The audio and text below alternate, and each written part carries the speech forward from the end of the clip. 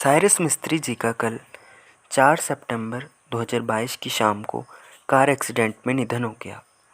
यह वही शख्स हैं जिन्होंने टाटा ग्रुप को सुप्रीम कोर्ट तक घसीट दिया था। चलिए जानते हैं साइरस मिस्त्री और टाटा ग्रुप की एक लंबी लड़ाई के बारे में।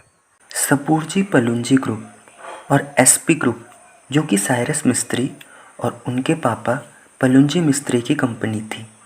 इनका टाटा सन्स लिमिटेड में लार्जेस्ट इंडिविजुअल शेयर था, जो कि 18.4% था। टाटा ट्रस्ट के बाद सबसे ज़्यादा शेयर टाटा सन्स लिमिटेड में इन्हीं का था। 2012 में टाटा सन्स लिमिटेड के बोर्ड ने साइरस मिस्त्री को chairman of Tata sons limited के पद के लिए नियुक्त किया। नवरोजी सकलतवाला के बाद यह ऐसे दूसरे चेयरमैन थे टाटा ग्रुप्स के जिनके पास टाटा एज ए सरनेम नहीं था।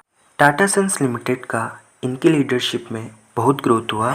अक्टूबर 2016 में इनके कार्यकाल से पहले टाटा सन्स लिमिटेड का पैनल इन्हें चेयरमैन के पद से हटा देता है।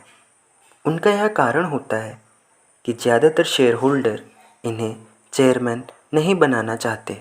कहा जाता है इनको इसलिए हटाया गया था क्योंकि इनके पास टाटा सरनेम नहीं था। यहाँ से टाटा सन्स लिमिटेड और साइरस मिस्त्री की लड़ाई की कहानी शुरू होती है। बिजनेस में अगर कंपनी के अंदर कोई झगड़ा होता है तो इसे सुलझाने के लिए NCLT national company law tribunal और NCLAT national company law appeal tribunal बनाए गए हैं। NCLT NCLAT से छोटा होता है और NCLT के फैसले को चैलेंज करने के लिए हम NCLAT के पास जा सकते हैं। साइरस मिस्त्री जी 2016 में अपना केस लेके NCLAT के पास जाते हैं।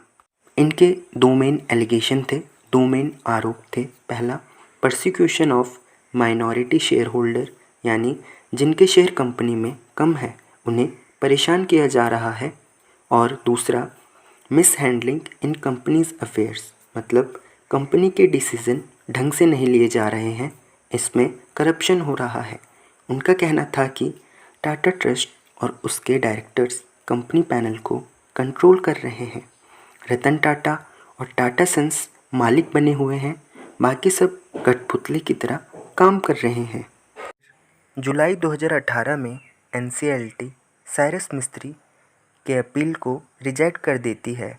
फिर साइरस मिस्त्री NCLAT के पास जाते हैं। फिर दिसंबर 2019 में NCLAT मिस्त्री के फेवर में डिसीज़न देते हैं और कहते हैं कि टाटा सन्स लिमिटेड ने मिस्त्री की लीडरशिप में बहुत अच्छा ग्रोथ किया है और मिस्त्री को डिमोट करना उनके पीरियड ओवर होने से पहले इलीगल है। जितना उनका टेन्योर बचा है तब तक उन्हें चेयरमैन अपॉइंट किया जाए। और NCLAT ने टाटा सन्स लिमिटेड को SP ग्रुप के अगेंस्ट आर्टिकल 75 यूज़ करने से मना कर दिया।